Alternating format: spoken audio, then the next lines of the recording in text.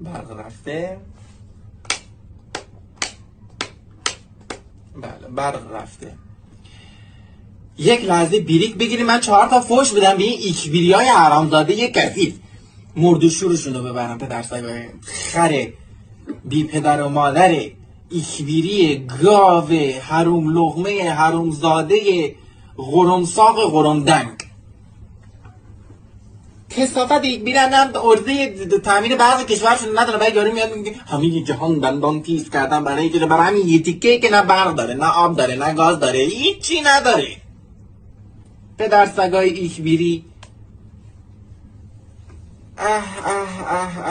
خدایا ای پدر ما که در آسمانی، نامت واقعا مقدس با چی میشه ما 2 قدم اون در سر به دنیا میومدی، نه توی خراب شده ای به نام ایران.